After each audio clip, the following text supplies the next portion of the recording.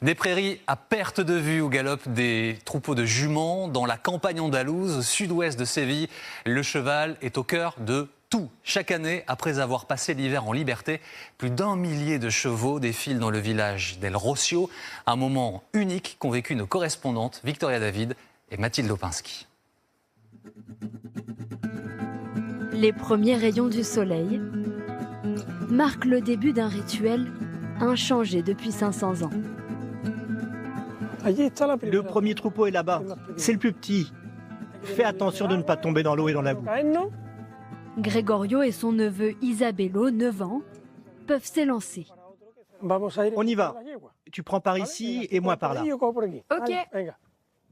Tu les vois? En 2 jours, 600 cavaliers doivent rassembler 1500 juments et leurs poulains.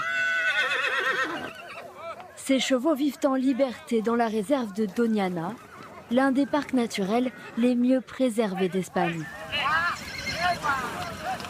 Dans l'eau, à travers les pins, malgré la chaleur et la poussière,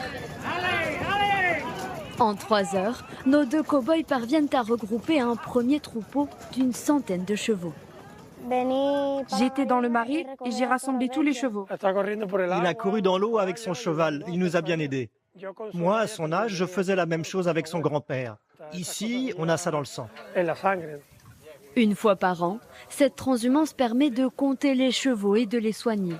Même s'ils vivent à l'état sauvage, ils appartiennent tous à des cavaliers impatients de les revoir. J'essaye de voir si mes chevaux sont là. Juan retrouve enfin l'une de ses juments, accompagnée d'une jolie surprise.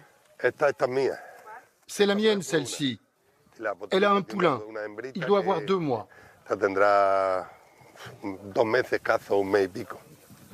Certains seront vendus, mais la majorité retrouvera sa liberté. Le but de ces cavaliers n'est pas de monter leurs chevaux, mais de veiller sur eux pour préserver cette race locale. Le cheval des marais est une race très ancienne. Ce sont ces chevaux que Christophe Colomb a introduits en Amérique. Et ça a donné les Mustangs. Après quelques heures de repos,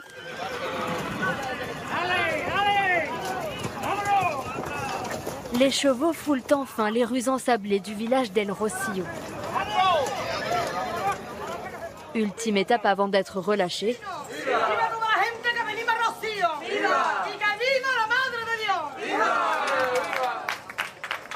Ils sont bénis sous les yeux de milliers de spectateurs. C'est magnifique. On vient ici tous les ans depuis très longtemps. C'est une tradition immanquable. On ne veut surtout pas la rater. Une occasion de plus pour faire la fête à la sauce andalouse.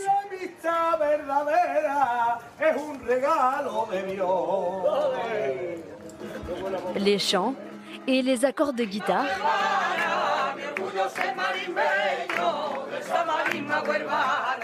accompagnent forcément le claquement des sabots. Dans ce village où depuis des siècles les habitants sont à cheval, à peu près tout le temps. On n'a même pas besoin de descendre pour boire un verre. Ils nous l'apportent. Ici, on vit à cheval. Au lieu d'offrir un vélo aux enfants, on leur offre un cheval. Cette passion dévorante partagée par toute une région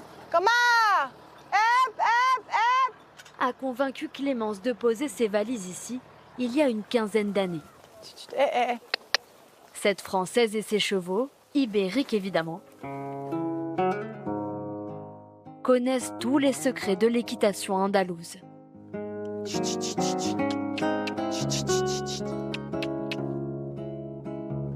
Toutes les figures la haute école, ici, ce qu'on appelle la alta escuela, c'est vraiment une discipline à part entière. Ça a toujours été ma quête, cette recherche de symbiose avec mes chevaux où le cheval va danser autour de moi, va danser avec moi et puis former qu'un... Whoop. Whoop. Il n'y a qu'ici qu'on vit comme ça, je pense, avec les chevaux. Clémence et ses chevaux reprendront bientôt la route pour se produire en spectacle et faire connaître l'art équestre andalou. Prochain arrêt, l'Italie.